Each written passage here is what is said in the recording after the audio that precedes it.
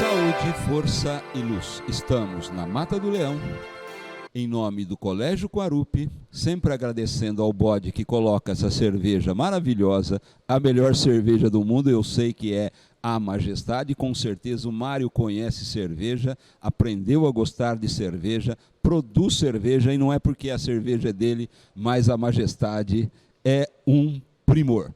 E agora vamos falar do Mário homem público, do Mário se devotando pelas pessoas, do Mário nas instituições. E vamos fazer um brinde e longa vida ao Mário. Prost!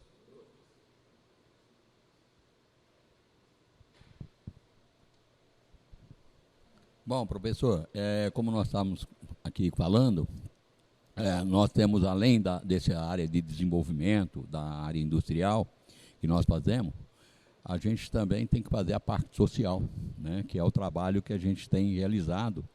E eu acredito que eu fiz um bom trabalho, né, aqui na cidade de Sertãozinho. Eu sou um dos criadores do Atleta do Futuro, que foi feito no SESI, né? Isso em 96, mais ou menos, né? A gente começou.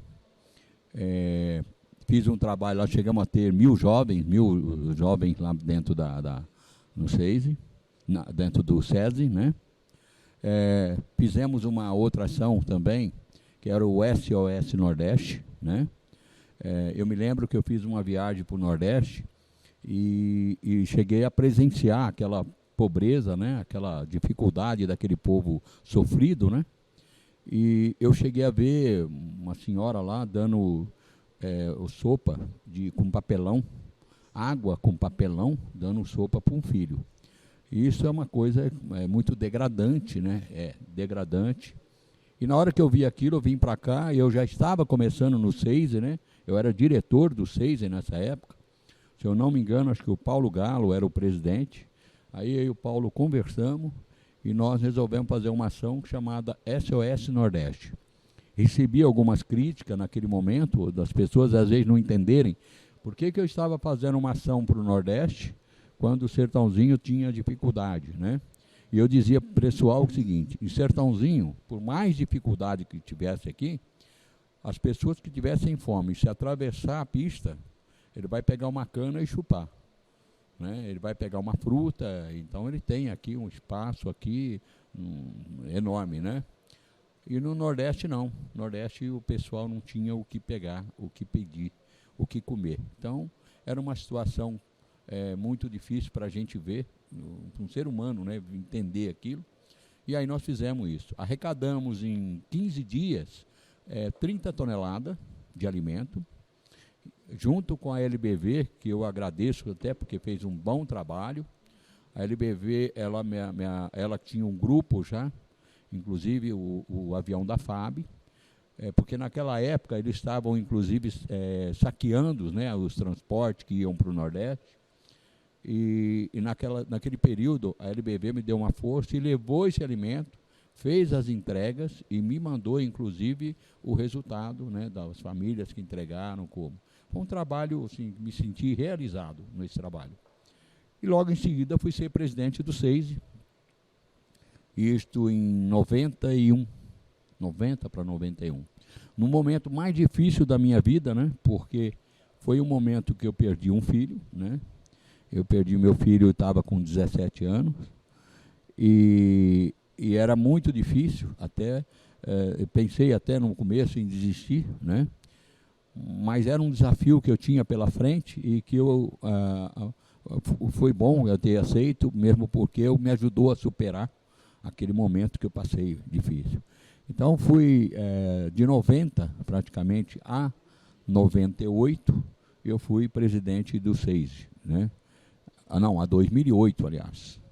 2008, eu fui também diretor do CIESP, fui diretor regional, junto com o André Alimeri, junto com o Adésio também, que foi presidente, foi diretor, né? No CIESP eu fiquei 10 anos, no período em que o Liboni foi o primeiro vice-presidente da Fiesp, na época do Moreira Ferreira, né? Carlos Eduardo Moreira Ferreira, e também do Horácio. Na época do Carlos Eduardo, inclusive, nós trouxemos para Sertãozinho, pelo SEISE, a Copa do Mundo do Trabalhador, aonde nós tivemos reunido aqui, em Sertãozinho, 14 países aqui, realizado com trabalhadores de empresas de outros países. Poucas pessoas acreditavam naquele evento. Aquele evento reuniu 1.400 pessoas, alojou em vários hotéis aqui da cidade de Ribeirão Preto. Envolvemos as escolas, os jovens, né? Cada país visitava uma escola, cada escola representou um país, e foi aí durante praticamente 15 dias, né? O torneio que aconteceu. Fantástico, as pessoas aqui ficaram, né? Eu tenho algumas imagens disso que eu guardei ainda.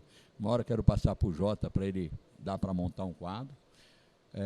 Nós fizemos, a final foi feita no Fredericão, no campo de futebol. Então, esse trabalho que nós fizemos, de ter trazido essa Copa do Mundo do Trabalhador para Sertãozinho, deixou a gente também muito orgulhoso, mesmo porque o Brasil tinha várias cidades importantes, como Rio de Janeiro, Campinas, São Paulo e outras cidades querendo trazer esse evento. E nós conseguimos, através do Carlos Eduardo, que foi ser presidente da CNI, né, conseguir trazer esse evento aqui para Sertãozinho. Arrumamos todos os campos de futebol aqui. Foi um evento maravilhoso, né? Tivemos presença de várias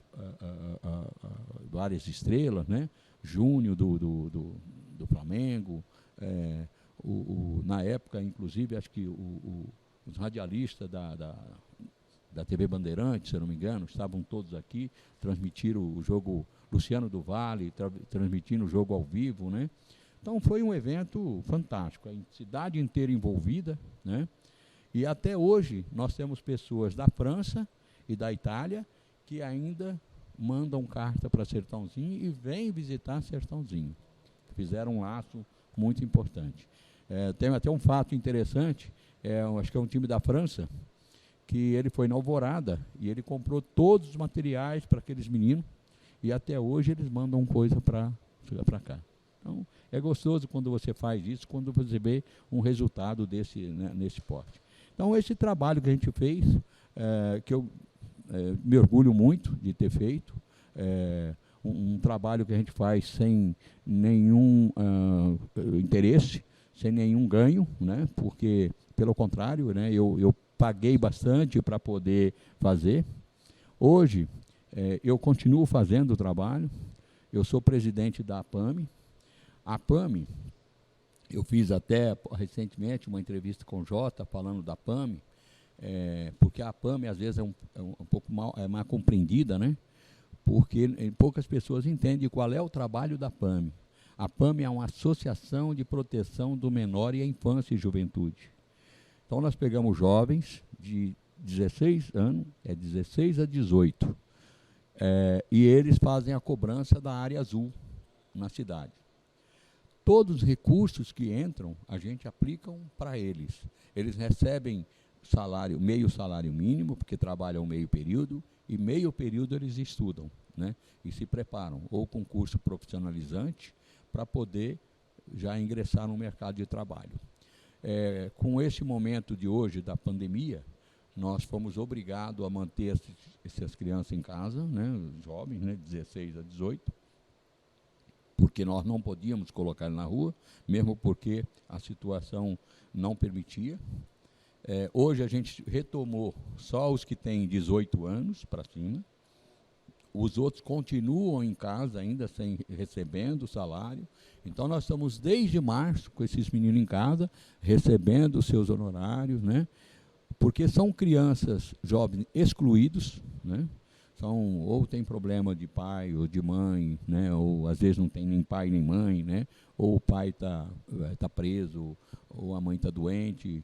Então nós temos aí lá assistente social e uma psicóloga, que além do trabalho com esse jovem, faz o trabalho também da família.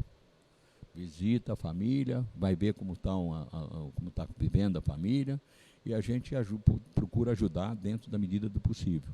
Então, eles recebem aquele dinheirinho, 500 e poucos reais, que já ajuda bastante na casa.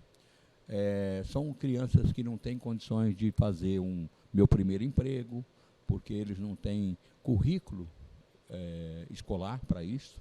A maioria, às vezes, nem na escola pode ir. Então, a gente ingressa esses meninos para estudar, para aprender, e a gente começa a trazer eles para poder desenvolver eles. É um trabalho interessante que a gente tem feito lá com os meninos. Tem ainda muita coisa para melhorar. Agora eu estou trabalhando com a cota social, né, também, para poder preparar melhor esse jovem para o mercado de trabalho. Cota social, por exemplo, como o Ministério do Trabalho hoje exige das empresas o menor aprendiz, e o menor aprendiz não pode trabalhar na empresa, então ele tem que fazer o estudo durante o dia. Mas as empresas, ela não tem tempo de fazer essa gestão desse jovem. Ela não tem como acompanhar para saber se ele está fazendo. Então, hoje ela terceiriza isso. Então, nós preparamos a instituição, nós preparamos a área e preparamos esse jovem. E a gente encaminha, vamos falar, as empresas contratam eles e nós fazemos todos os treinamentos e esses cursos. Então, para ele, que ele não pode trabalhar na indústria, a gente coloca ele ou no setor público, para poder cumprir meio período, né, ou ou fórum, ou em algum outro mercado que não seja da indústria, chão de fábrica, porque o Ministério do Trabalho não permite que o jovem trabalhe dentro da indústria, né, são de alto risco, e a gente procura colocar esses meninos e preparar ele também no futuro. Eles ganham também o salário também mensal, né, porque a empresa paga. Então, este é a cota chamada cota social. Parabéns, Mário. Que maravilha, que perfeição. Acho que a cidade de Sertãozinho só tem a agradecer a você, a sua família, a todo esse seu empreendedorismo, tudo que você faz de bom para a nossa cidade, pela sua humildade, que dá para perceber que você não é uma pessoa arrogante, que você nos recebe, conversa com a gente e fala tranquilamente daquilo que você está fazendo. Então, amanhã a gente continua.